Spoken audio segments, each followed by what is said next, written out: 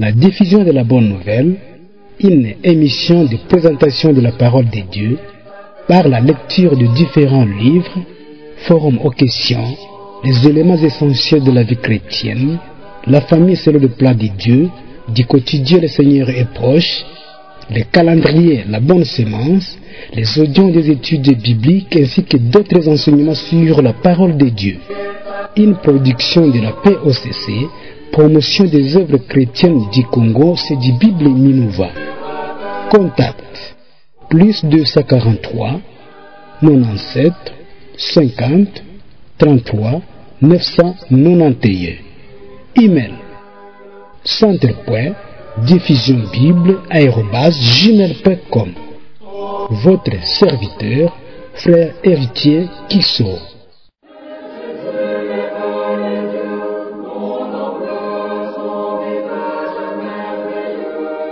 Le CEDIBIB Minova est situé à Minova, centre commercial, bâtiment underground, chez Herma Chirihambali, sur la route nationale numéro 2, vers Bukavu.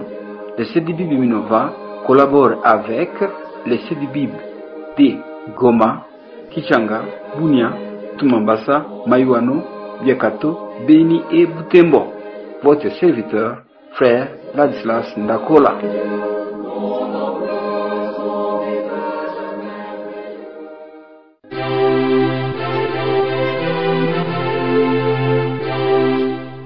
Suivez votre émission, la diffusion de la bonne nouvelle, tous les jours pour bénéficier de ces enseignements qu'elle vous présente à travers ces messages d'appel et aussi d'édification. Votre serviteur, frère Gilbert Bondo.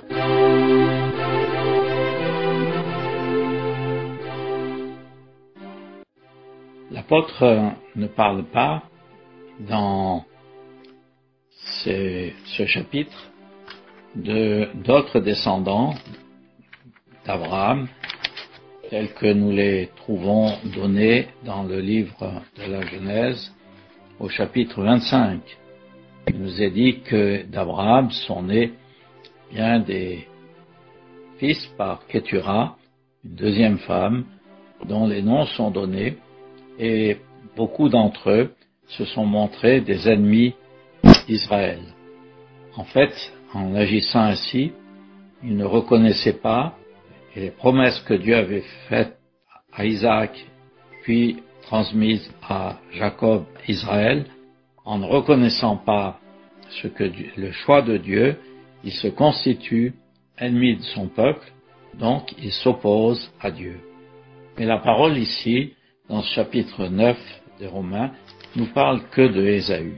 On peut comprendre que la parole insiste sur la question d'Ésaü parce que Ésaü était frère jumeau de Jacob. Ils avaient eu la même éducation, si j'ose dire, mais le choix de Dieu s'était porté sur Jacob. Nous avons déjà dit, Dieu n'a pas méprisé Ésaü, mais Ésaü, lui, a méprisé les privilèges que Dieu lui avait donnés. Il a d'abord méprisé son droit de premier-né. On trouve cela dans le chapitre 25 de la Genèse, quand il est dit qu'il a méprisé son droit de premier-né. Et on a vu aussi cela quand on a étudié l'épître aux Hébreux, au chapitre 12, il nous est dit que pour un seul mets, il vendit son droit de premier-né. La première chose qu'Ésaü a donc faite, et qui montre qu'il méprise ce que Dieu donne, c'est qu'il a méprisé le fait qu'il était le premier-né, et en tant que premier-né, il devait avoir une bénédiction particulière. Puis il y a une autre chose aussi que Ésaü, ou plutôt, n'a pas fait. Il n'y a pas eu de repentance chez lui. Cela se voit clairement quand on lit le livre de la Genèse et que l'on voit au chapitre 27, quand Ésaü se rend compte que Isaac a donné la bénédiction la plus élevée à Jacob, il nous est dit qu'il a pleuré il a pleuré. Il a pleuré pourquoi? Nous l'avons vu quand nous avons lu l'Épître aux Hébreux. Il a pleuré parce qu'il n'avait pas la bénédiction qu'il aurait souhaité avoir. Mais ces pleurs n'étaient pas des pleurs de repentance. Il nous est bien dit dans l'Épître aux Hébreux, au chapitre 12, désirant hériter de la bénédiction, il ne trouva pas. Il fut rejeté, quoiqu'il l'eût recherché avec larmes. Dieu ne lui a pas donné ce qu'il a désiré, même malgré ses larmes. Mais il nous est dit qu'il ne trouva pas lieu à la repentance. C'est-à-dire que il n'y a pas eu d'esprit de repentance chez Ésaü. Et la repentance consiste à tomber d'accord avec ce que Dieu dit, avec ce que Dieu pense. La repentance consiste à recevoir et accepter la parole de Dieu. Et c'est toujours le chemin de la bénédiction. Mais il n'y a pas eu de repentance chez Ésaü. Et comment cela s'est manifesté dans sa vie et dans la vie de ses descendants? Cela s'est manifesté par la haine qu'il a vouée à son frère Jacob, la haine qu'a eue le peuple d'Édom, qui est descendant d'Ésaü, à l'égard d'Israël. Nous avons donc dit qu'il n'y a pas eu chez Ésaü de repentance. C'est manifesté par la haine qu'il a vouée à Jacob. Et nous lisons quelques versets après. Ésaü s'était consolé avec la pensée de tuer son frère Jacob. Dieu a préservé Jacob, il l'a envoyé dans Haran pour le protéger, mais il y avait dans le cœur d'Ésaü ce désir de tuer son frère. Quand Jacob est revenu en pays de Canaan, 20 ans après être parti, Ésaü n'a pas porté les mains sur son frère. Dieu l'a protégé. Vous lirez cela dans le livre de la Genèse. Mais les pensées de son cœur se retrouvent dans la haine qu'a portée le peuple d'Édom contre son frère, contre Israël et le peuple d'Israël.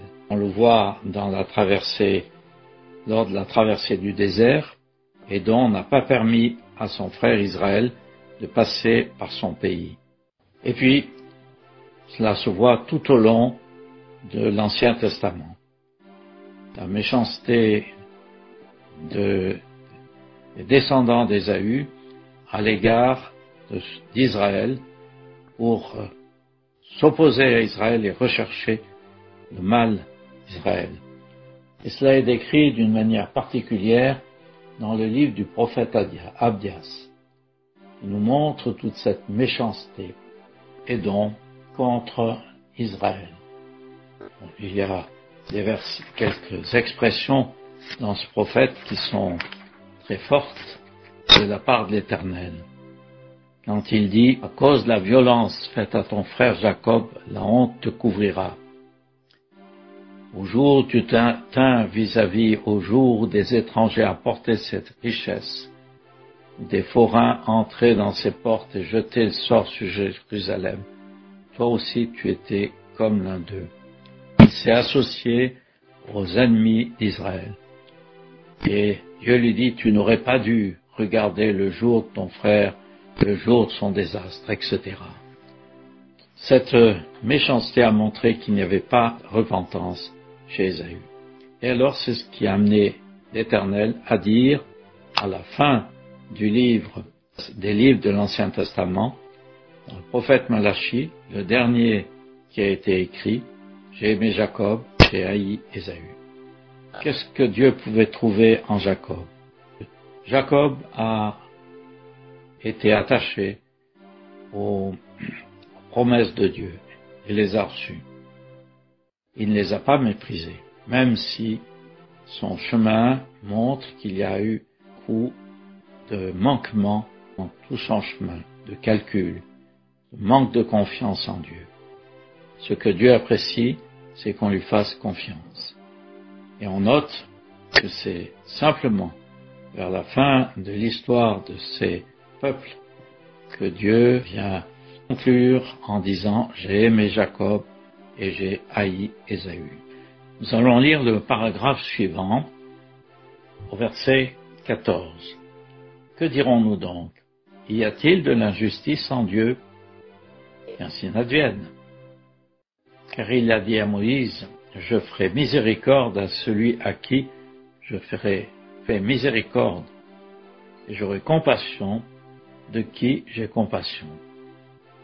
Ainsi donc, ce n'est pas celui qui veut, ni de celui qui court, mais de Dieu qui fait miséricorde. Car l'Écriture dit au Pharaon, c'est pour cela même que je t'ai suscité, pour montrer en toi ma puissance, pour que mon nom soit publié dans toute la terre. Ainsi donc, il fait miséricorde à qui il veut, et il endurcit qui il veut.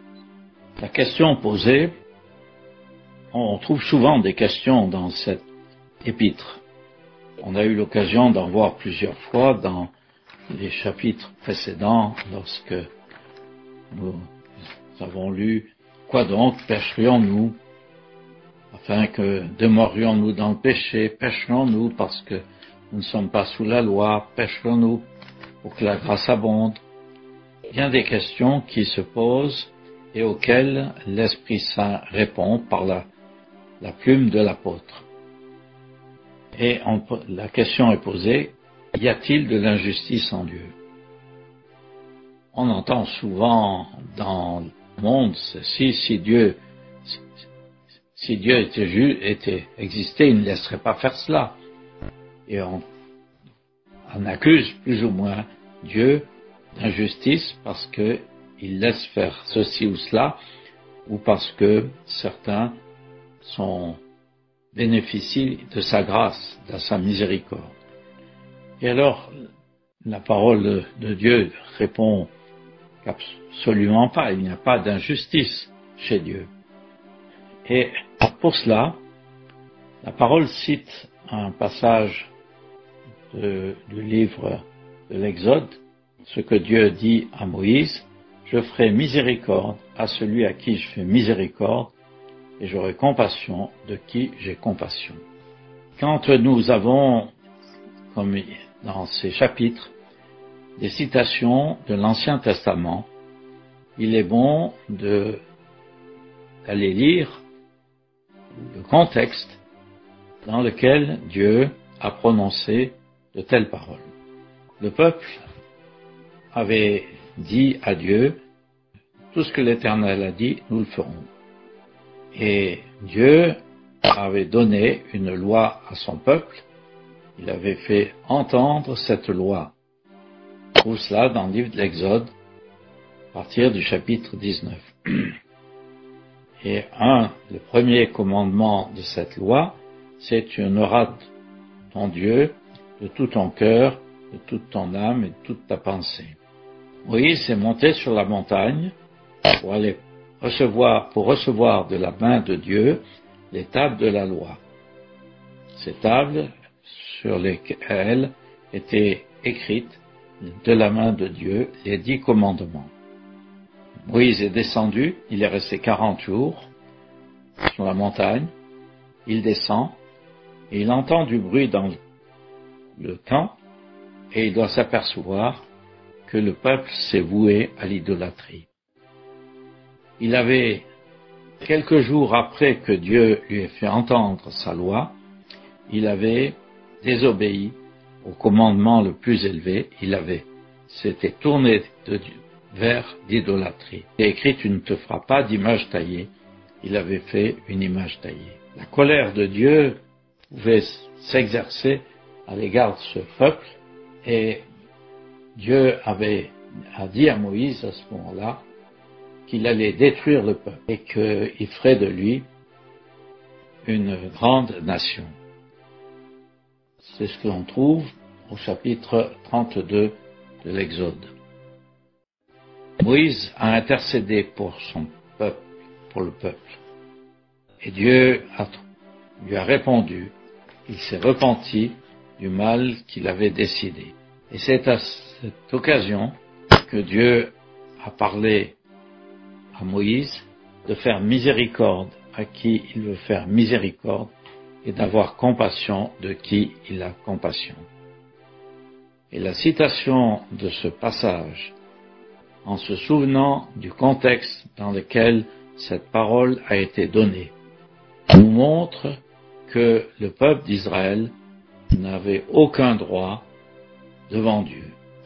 Et que si Dieu avait maintenu ses promesses à son égard, et c'était par pure miséricorde, c'était par pure compassion. Et puis nous trouvons ensuite que la citation de ce qui est dit au Pharaon. Dieu fait miséricorde, use de compassion, mais la parole met en garde, nous présente avec soin ce qui a été fait à l'égard du Pharaon. Lui avait dit, c'est pour cela même que je t'ai suscité pour montrer en toi ma puissance et pour que mon nom soit publié dans toute la terre. On peut se poser la question, mais qu'est-ce qui a amené Dieu à agir de telle sorte à l'égard du Pharaon? Moïse était connu dans la cour du Pharaon, puisqu'il avait été appelé fils de la fille du Pharaon. Et quand il est venu de la part de l'Éternel pour dire au Pharaon de laisser aller le peuple d'Israël dans le désert, le Pharaon a répondu, « Qui est l'Éternel pour que j'écoute sa voix?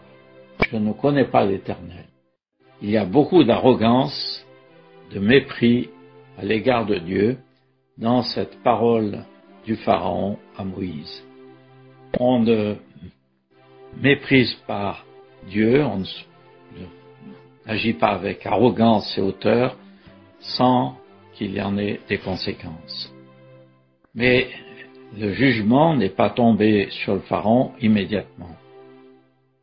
Dieu est intervenu à plusieurs reprises pour lui montrer sa puissance dans toutes ces plaies qui sont tombées sur le pays d'Égypte. Et il nous est dit, plusieurs fois, je crois 6 fois, que le Pharaon endurcit son cœur. Il n'a pas voulu écouter la voix de Dieu. Malgré cette puissance que Dieu manifestait par la main de Moïse, il n'a pas voulu écouter. Et parce qu'il n'a pas voulu écouter, eh bien, Dieu a agi en jugement contre lui. Il a méprisé Dieu et Dieu l'a agi en jugement. Ainsi, on voit que la miséricorde de Dieu s'exerce à l'égard des hommes. Mais si cette miséricorde, ces avertissements de Dieu sont rejetés, sont méprisés, eh bien Dieu va agir en jugement contre ceux qui le méprisent. Et cela est très sérieux. Nous voulons souligner le sérieux de cela. On peut entendre bien des fois la voix de Dieu, la voix du Seigneur, qui nous appelle à la repentance et à reconnaître ce que nous sommes. Et puis le mépriser, dire qu'on ne veut pas écouter. Et il vient un jour où la parole de Dieu ne se fera plus entendre. Et le jugement viendra. Cela est vrai pour ceux qui sont encore dans leur péché et qui ne veulent pas écouter. Venir reconnaître leur état de péché devant Dieu et venir au Seigneur pour avoir la vie. Le verset 18 dit, « Ainsi il fait miséricorde à qui il veut, il endurcit qui il veut. » Il faut bien souligner que Dieu est souverain. Il agit comme sa souveraineté pour faire miséricorde et grâce à des pécheurs qui ne le méritaient pas. Quand il a usé de miséricorde envers Israël, qui a fait le veau d'or. Et on voit comment le peuple a réagi par la suite et d'une manière particulière par le moyen des fils de Lévi, a réagi pour porter le jugement sur ce qu'ils avaient fait. Il fait miséricorde à qui il fait miséricorde. Mais cela n'enlève rien à la responsabilité de tout homme devant Dieu. Si l'homme endurcit son cœur et résiste à la parole de Dieu, eh bien il vient un jour où Dieu endurcit le cœur, comme nous le voyons dans le cas du Pharaon. Dieu n'est donc pas injuste. Il n'y a pas de l'injustice en Dieu. Je voudrais commencer par répondre à une question qui m'a été posée par l'un d'entre vous et que j'ai reçue donc dans ma boîte WhatsApp. Voilà ce qui m'est demandé. J'ai parlé de loin de Dieu la semaine passée ou une semaine précédente. Et ce frère me dit, aujourd'hui dans la chrétienté, il y a un langage qui distingue des gens, hommes de Dieu ou loin de Dieu. C'est un titre que plusieurs pasteurs s'attribuent. Est-ce un langage chrétien? Quelle position occupons-nous, nous, objets de la grâce? Alors je voudrais souligner que quand j'ai parlé de loin de Dieu, je pensais au Seigneur Jésus. C'est ainsi qu'il est appelé au psaume 2, au verset 2, lorsqu'il est dit « Les rois de la terre se lèvent, les princes consultent ensemble contre l'Éternel et contre son oint. » Et puis, un verset plus loin, au verset 6, il est dit « Et moi j'ai oint mon roi sur Sion, montagne de ma sainteté. » Ainsi, ça signifie que Dieu a choisi notre Seigneur Jésus pour être, en lui attribuant ainsi une place particulière, il est son oint, celui que Dieu a choisi.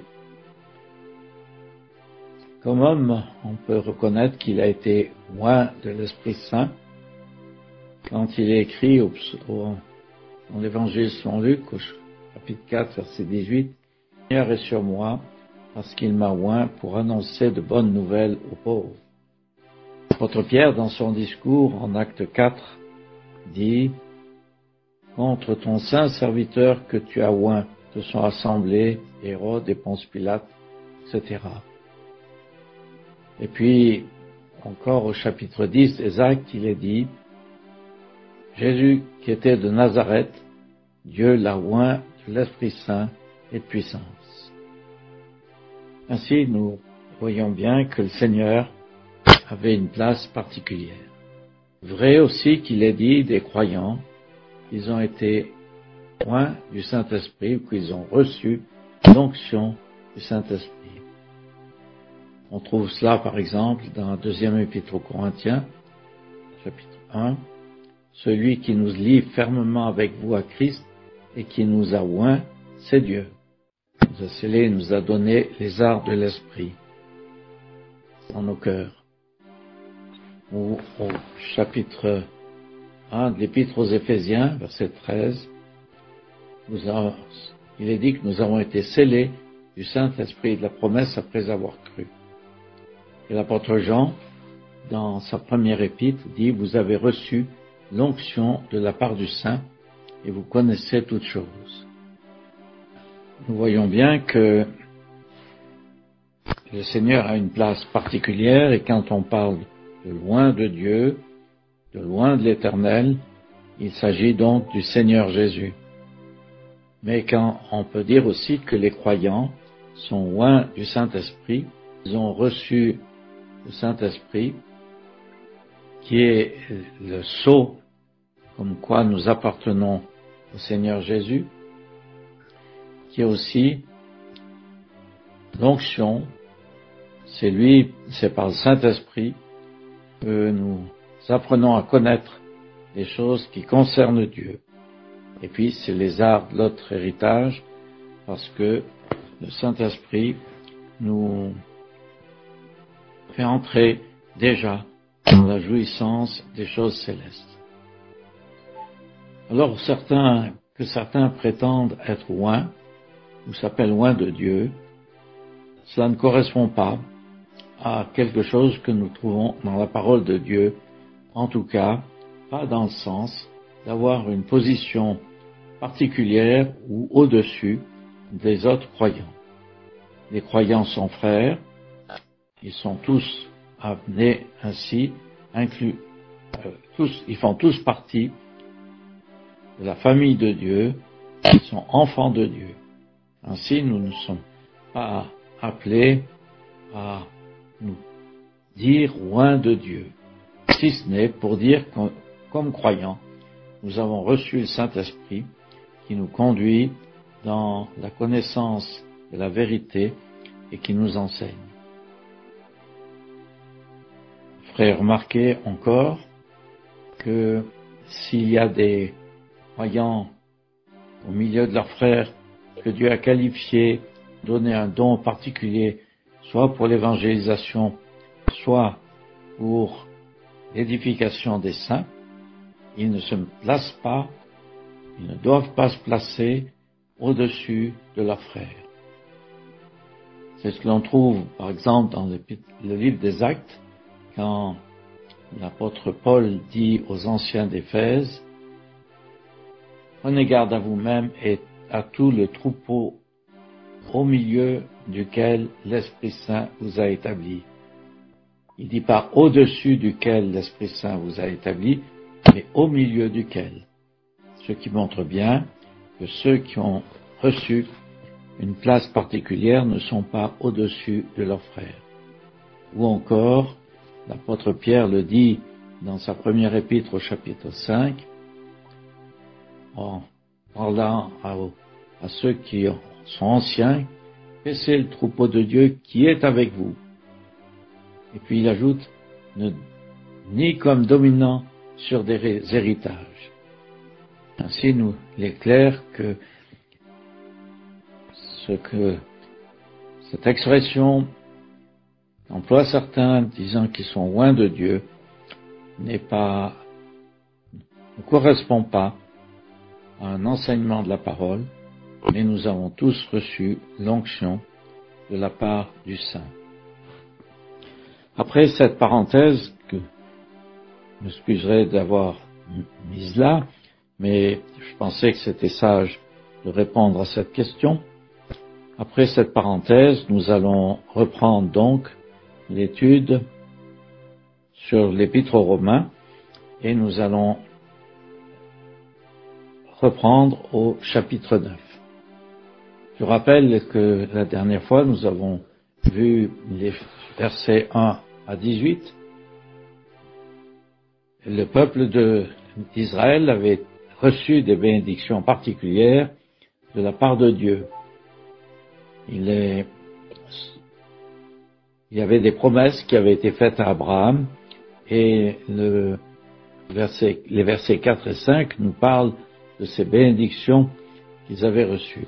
Et il se trouve que les premiers chapitres de cet épître nous montrent que place les croyants sur le même, les Juifs et les nations sur le même trait, sur le même pied de responsabilité.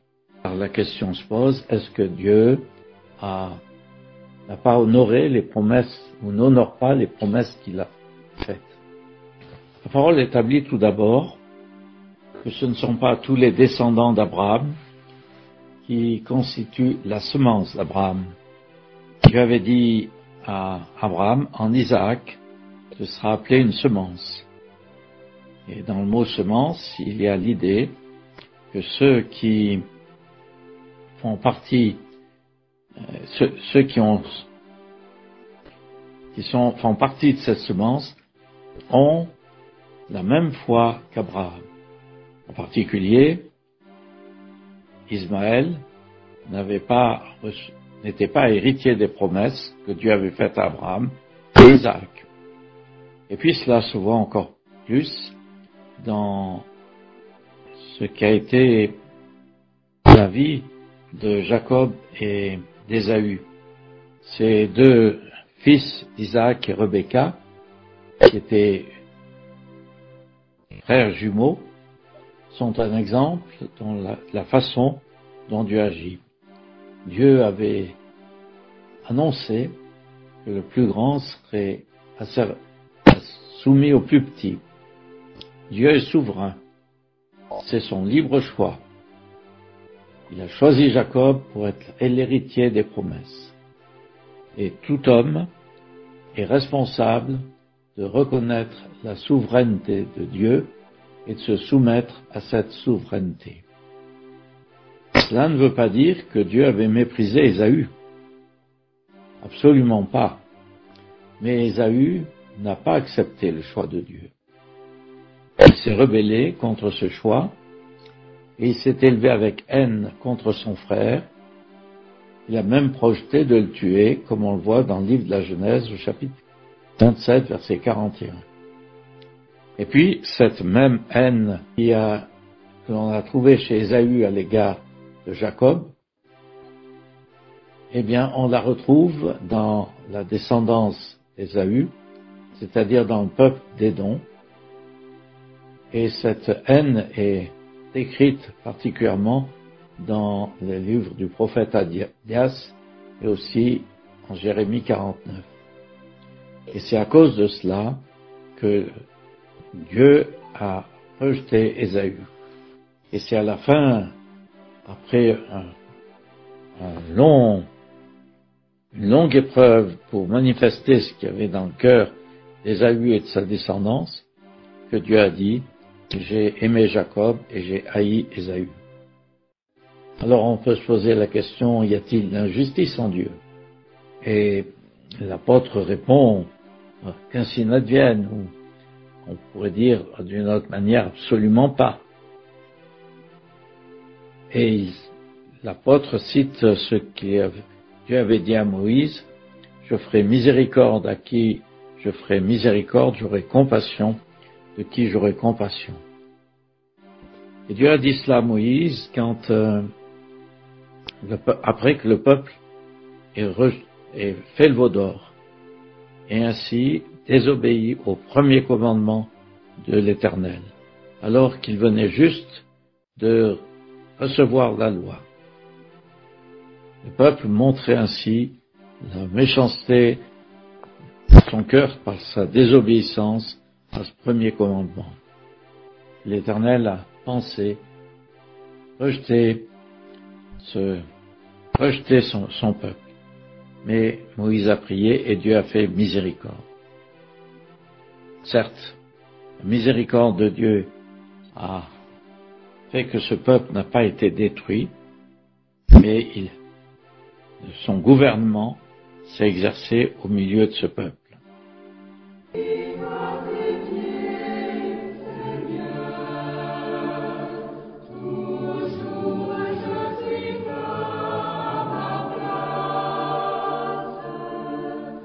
C'était la diffusion de la Bonne Nouvelle, une émission produite par la POCC, promotion des œuvres chrétiennes du Congo, c'est du Bible Minova. Contact +243 97 50 33 991. Email centre.diffusionbible@gmail.com.